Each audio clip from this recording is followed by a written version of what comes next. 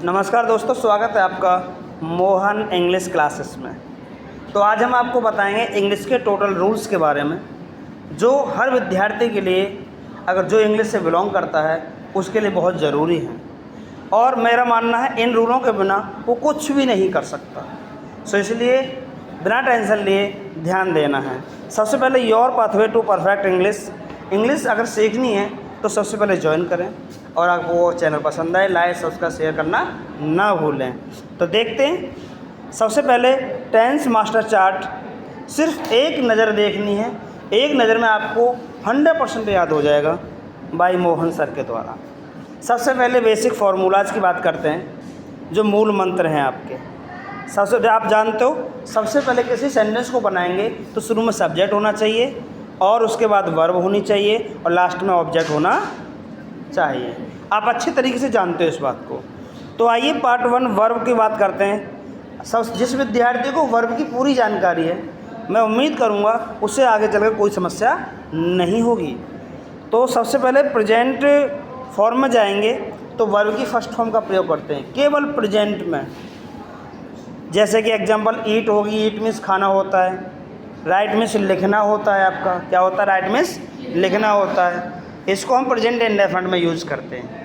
Verb की first form किस में यूज़ करते हैं? प्रेजेंट इंडेफिनिट में यूज़ करते हैं। और बात करेंगे पास्ट की, तो पास्ट में केवल वर्ब की सेकंड फॉर्म का यूज़ करते हैं।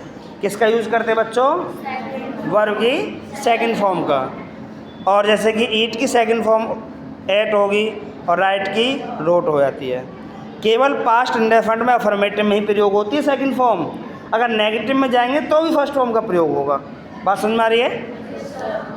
आगे चलते हैं। वर्ब की थर्ड फॉर्म परफेक्ट। जहाँ थर्ड फॉर्म आएगी वहाँ परफेक्ट जरूर होगा। क्या होगा? जैसे कि ईट की थर्ड फॉर्म ईटन होगी, राइट की रिटन हो गई। सभी परफेक्ट सेंटेंस में थर्ड फॉर्म का प्रयोग कर लेते हैं। अब आती है वर्ब की फोर्थ फॉर्म, जिसका मतलब वर्ब की फर्स्ट फॉर्म में आईएनजी लगा करके। जैसे ईट का ईटिंग हो जाता है, राइट का राइटिंग हो जाता है। ये जितने भी कंटिन्यूस सेंटेंस हैं आपके, सब के सब में आईएनजी आती है। जहाँ रहा आ जाए वहाँ समझ जाओ आईएनजी आनी ही आनी है। प्यारे विद्यार्थियों, आगे बढ़ते हैं देरी ना करते हुए। पार्ट नंबर 2 की बात करते हैं। सब्जेक्ट के रूल देख लेते हैं। भाई सिंगुलर सब्जेक्ट में आप जानते हो, सिंगुलर सब्जेक्ट की बात करें, एक वचन कौन कौन से होते हैं। हालांकि मैं आपको बता चुका हूँ एक वचन क्या होता है, सिंगुलर क्या होता है, प्लूरल क्या होता है। तो एक वचन में ही है, सी है, इट है, कोई भी नाम हो सकता है, एनी नेम। उसके बाद में ऐसे ईएस लगाते हैं, इज आता है एक वचन के साथ, वाज भी आता है, हैज़ भी आता है, और डज भी आता है। जो सिंगुलर होगा उनके साथ ये सब चीज़ें आ जाती हैं। आगे देखते हैं plural form, plural subject sorry. इसमें कहेगा आपका जैसे आई हो गया, प्लूरल हो गया, वी आपका प्लूरल हो गया, यू आपका प्लूरल हो गया, और दे भी आपका प्लूरल सब्जेक्ट है। और इनके साथ वर्ब की फर्स्ट फॉर्म का प्रयोग करेंगे, लेकिन ऐसे ईएस नहीं लगाना है। दूसरी बात, आर का प्रयोग करते हैं, वर का प्रयोग करते हैं, हैव का प्रयोग करते हैं, डू का प्रयोग करते हैं। ये सब प्लूरल पॉइंट है। और याद रखना, आई के साथ प्रेजेंट में एम और पास्ट में वाज का प्रयोग होता है। ये बात क्लियर है? बात करेंगे पार्ट नंबर 3 सिंस या 4 की बात करेंगे। सिंस पॉइंट ऑफ टाइम, आप जानते हो समय के साथ जब आप परफेक्ट कंडीशन में जाओगे तो वहाँ समय आता है, तो समय में सिंस या 4 का प्रयोग कर लेते हैं। जैसे कि सिंस मॉर्निंग से, सुबह से, बच्चे सुबह से घूम रहे हैं तो सिंस का प्रयोग हुआ सुबह से। सिंस 2 o'clock 2 बजे से, ठीक है ना, इस तरीके से। और बात करें, यहाँ इसको थोड़ा सा जूम कर लेते हैं।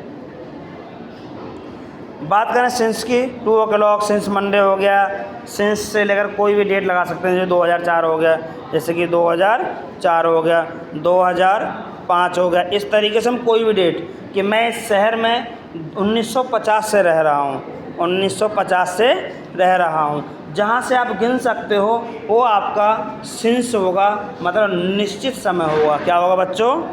निश्चित समय होगा। बात करते हैं 4 की।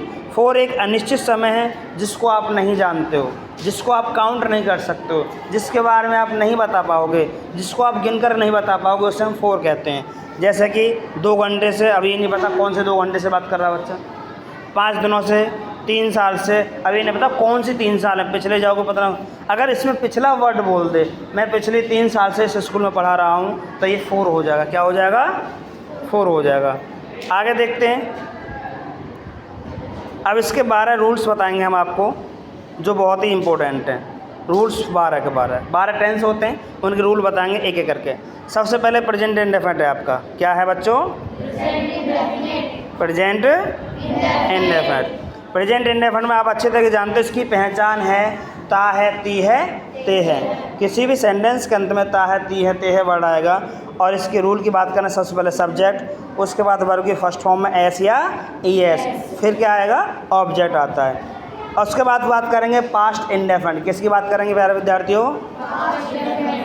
तो पास्ट इंडेफिनिट की पहचान ता था, ती थी या फिर आ, ई, ए, ये पास्ट इंडेफिनिट की पहचान है। और इसमें कुछ नहीं आएगा, वर्ब की सेकंड फॉर्म का यूज करेंगे।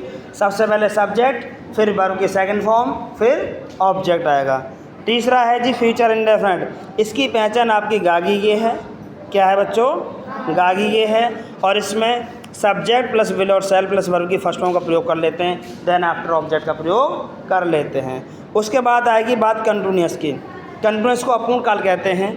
और प्रेजेंट कंटिन्यूअस में पहचान की बात करें तो रहा है, रही है, रहे हैं आदि शब्दों का बोध होता है। और रूल की बात करेंगे तो सब्जेक्ट का प्रयोग करेंगे, और सब्जेक्ट में के साथ इज एम आर का प्रयोग करेंगे। उसके बाद वर्ब की फोर्थ फॉर्म का बच्चों मतलब होता है वर्ब की फर्स्ट फॉर्म में आई एन जी लगाना। उसके बाद ऑब्जेक्ट का प्रयोग कर लेते हैं। नेक्स्ट रूल है आपका past continuous tense. Past continuous होगा तो रहा ज़रूर होगा, और रहा होगा तो आई एन जी ज़रूर आएगी। इसका मतलब रहा था, रही थी, रहे थे आदि शब्दों का बोध यहाँ हो जाता है। इसके रूल की बात करें तो सब्जेक्ट है, उसके बाद वाज वर्ब का प्रयोग करेंगे, फिर वर्ब की फोर्थ फॉर्म का मतलब है आई एन जी वर्ब की फर्स्ट फॉर्म में, उसके बाद ऑब्जेक्ट का प्रयोग करेंगे। उसके बाद बात करेंगे हम फ्यूचर कंटिन्यूअस। इसकी पहचान रहा होगा, रही होगी आदि शब्द होंगे। और इसका रूल है आपका सब्जेक्ट आएगा, विल बी और शैल बी का प्रयोग करेंगे, फिर V4 मतलब आई एन जी आएगी। कुल मिलाकर के जहाँ कंटिन्यूअस का नाम आ जाए वहाँ किसका प्रयोग करेंगे? वर्ब की फर्स्ट फॉर्म में बोलो आई एन जी का प्रयोग करेंगे। उसके बाद ऑब्जेक्ट का प्रयोग कर लेते हैं। अगला सेंटेंस है आपका परफेक्ट टेंस। परफेक्ट टेंस में जाएंगे, जितने भी परफेक्ट होंगे सब में वर्ब की थर्ड फॉर्म का प्रयोग करेंगे। किसका यूज करेंगे? तो सबसे पहले बात करते हैं प्रेजेंट परफेक्ट टेंस की। इसकी पहचान है चुका है, चुकी है, लिया है, दिया है, खाया है, पिया है आदि सेंटेंस। इसके रूल की बात करेंगे तो सब्जेक्ट आएगा, उसके बाद हैज और हैव के साथ वर्ब की थर्ड फॉर्म। कौन सी फॉर्म आएगी? Third form. उसके बाद ऑब्जेक्ट का प्रयोग करेंगे। अगला है जी आपका past perfect tense. Past perfect tense इसकी पहचान है चुका था, चुकी थी, चुके थे। समझ रहे हो ना आप? उसके बाद इसके रूल की बात करेंगे तो सब्जेक्ट आएगा, उसके बाद हेड आएगा, उसके बाद वर्ब की थर्ड फॉर्म का प्रयोग करेंगे, फिर ऑब्जेक्ट आ जाएगा। मेरा कहने का मतलब है जहाँ भी परफेक्ट का नाम आ जाओ, क्या आ जाओ? वह वर्ब की थर्ड फॉर्म का प्रयोग करेंगे। जहाँ भी कंटिन्यूअस का नाम आ जाओ, रहा शब्द हिंदी में आ जाओ, वहाँ आई एन जी आएगी ही आएगी, 100% आएगी। समझ रहे हो ना आप? Are you understand? अगला है आपका फ्यूचर परफेक्ट टेंस। इसकी पहचान चुका होगा, चुकी होगी, लिया होगा, दिया होगा, मतलब होगा, होगी आएगा और चुका शब्द आएगा, तो फ्यूचर परफेक्ट होगा। सबसे पहले सब्जेक्ट का प्रयोग करेंगे, फिर विल हैव और शैल हैव का प्रयोग करेंगे, उसके बाद वर्ब की थर्ड फॉर्म का प्रयोग करेंगे। परफेक्ट में हमेशा वर्ब की थर्ड फॉर्म का प्रयोग कर लेते हैं, उसके बाद ऑब्जेक्ट का प्रयोग हो जाता है। आपके परफेक्ट खत्म होने के बाद अगले सेंटेंस की बात करते हैं, परफेक्ट कंटिन्यूअस टेंस। जहाँ भी परफेक्ट कंटिन्यूअस होगा वहाँ बच्चों आई एन जी आएगी। कुल मिलाकर के मैंने कहा जिस सेंटेंस में रहा शब्द देखने को मिल जाए उसमें आई एन जी आनी ही आनी है। तो सबसे पहले प्रेजेंट परफेक्ट कंटिन्यूअस की बात करेंगे। इसकी पहचान है बच्चों रहा है, रही है प्लस रहे हैं प्लस समय। क्या आएगा? जिन वाक्यों में समय आता है मैं पहले बता चुका हूँ आपको, उनके लिए सिंस या फॉर का प्रयोग कर लेते हैं। तो प्रेजेंट परफेक्ट कंटिन्यूअस की बात करते हैं। इसकी पहचान है रहा है, रही है प्लस समय है। तो इसके रूल की बात करेंगे, सब्जेक्ट आएगा हैज़ बीन और हैव बीन के साथ वर्ब की फोर्थ फॉर्म मतलब ING, उसके बाद ऑब्जेक्ट, उसके बाद में सिंस या फॉर का प्रयोग कर लेते हैं। ये बात मैं आपको बता चुका हूँ। सिंस का प्रयोग निश्चित समय के लिए करते हैं और फॉर का प्रयोग अनिश्चित समय के लिए करते हैं। उसके बाद समय आ जाएगा, जैसे कि 2 बजे से, 4 बजे से, 3 दिन से, 2 दिन से, 1950 से। अभी मैंने आपको बताया है या नहीं बताया है? yes, तो वो सब चीज़ें यहाँ पर आ जाएंगी। उसके बाद बात करते हैं हम आपसे पास्ट परफेक्ट कंटीन्यूअस टेंस की। इसकी पहचान प्यारे बच्चों रहा था, रही थी, रहे थे प्लस समय, प्लस समय। देख लेते हैं। सबसे पहले सब्जेक्ट आएगा, उसके बाद हैड बीन आएगा, फिर वर्ब की फर्स्ट फॉर्म में ING, उसके बाद ऑब्जेक्ट का प्रयोग करेंगे, फिर सिंस या फॉर प्लस टाइम, समय जिसे बोलते हैं। अगला रूल है आपका future perfect continuous. Last rule है ये आपका 12 वजह से बोलते हैं फ्यूचर परफेक्ट कंटीन्यूअस। तो इसकी पहचान होगी रहा होगा, रही होगी, रहे होंगे प्लस समय, प्लस समय। तो इसके देखते हैं। इसका रूल है subject plus will have been, shall have been, समझ रहे हो ना आप। उसके बाद वर्ब की फर्स्ट फॉर्म में ING, जिसको हम V4 के वर्ब की फोर्थ फॉर्म के नाम से भी जानते हैं। उसके बाद ऑब्जेक्ट है, सिंस या फॉर है, प्लस टाइम का प्रयोग कर लेते हैं। तो आइए प्यारे बच्चों, समय ना लगाते हुए पहले ये बताइए समझ में आ रहा है आपका, नहीं आ रहा है? yes, sir। उसके बाद में अगला पॉइंट हम एक ही सेंटेंस से 12 के 12 जो मैंने आपको सेंटेंस बताए, टेंस बताएं, उनके एक सेंटेंस एक टेंस से एक को क्लियर कर लेंगे। अभी मैंने रूल्स बताएं, अब मैं एक टेंस से सब के सब क्लियर करूँगा। सबसे पहले मैंने आपको बताया था प्रेजेंट इंडेफिनिट, तो उसका सेंटेंस देखो, एक वाक्य से पूरा टेंस खत्म कर देंगे हम गारंटी से। मास्टर एक्सप्लेनेशन कहते हैं इसको।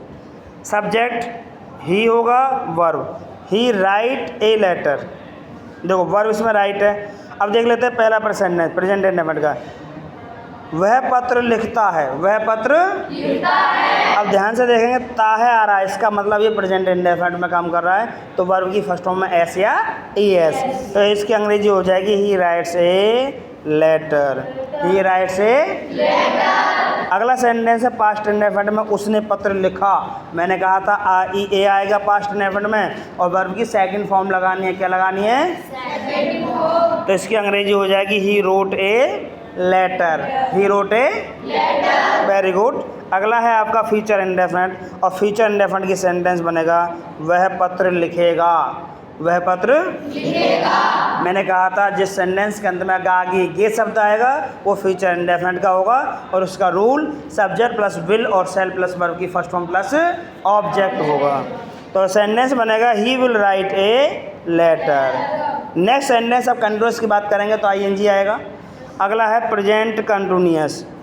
सेंटेंस है आपका वह पत्र लिख रहा है, वह पत्र लिख रहा है, लिख रहा है।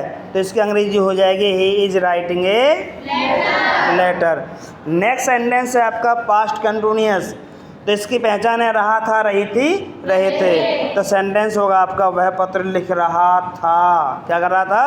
वह पत्र लिख रहा था। Very good. तो इसकी अंग्रेजी होगी he was writing a letter. Clear, समझ में आ रहा है? yes, अगला है आपका फ्यूचर कंटीन्यूअस, जिसका सेंटेंस होगा वह पत्र लिख रहा होगा, रहा बराबर कंटीन्यूअस और होगा बराबर फ्यूचर, तो फ्यूचर कंटीन्यूअस। तो ये हो जाएगा he will be writing a letter.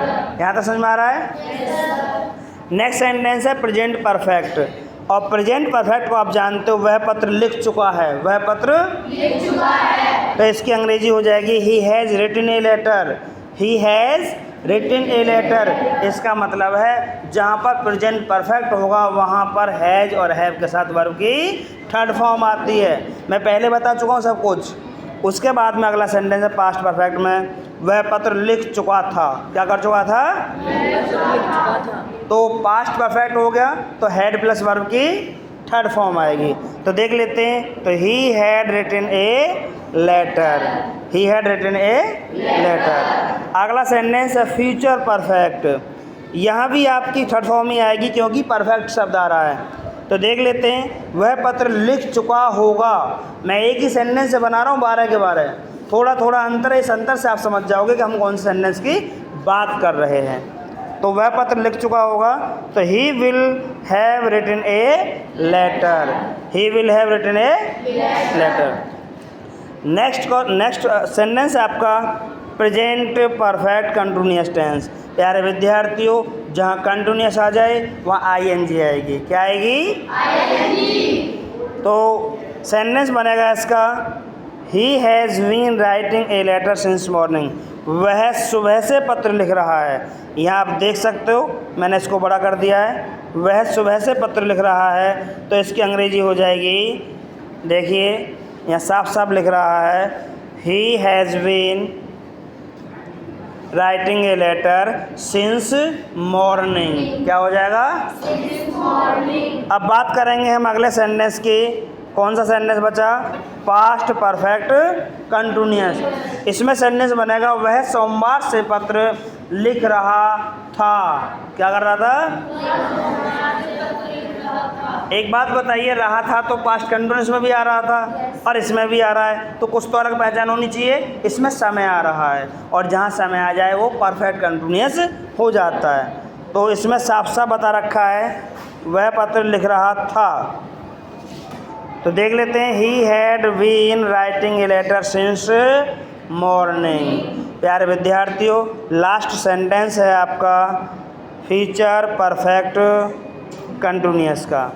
इसका सेंटेंस हिंदी में है, देखिए, वह सुबह से पत्र लिख रहा होगा। वह सुबह से पत्र लिख रहा होगा। तो इसकी अंग्रेजी बन जाएगी आपकी, he will have been writing a letter since morning। आज हमने आपको पूरे के पूरे सेंटेंस ख़त्म करवाए एक ही वीडियो में। मैं उम्मीद करूँगा कि आप सबके समझ में आए होंगे। समझ में आए या नहीं आए आपके? yes, तो अगर आपके समझ में आए तो प्यारे विद्यार्थियों, आप चैनल को लाइक और शेयर सब्सक्राइब करना ना भूलें टू मोहन इंग्लिश क्लासेस। और उम्मीद करेंगे कीप लर्निंग और कीप ग्रोइंग, सीखना जारी रखें और आगे बढ़ना भी जारी रखें। Okay, all the best.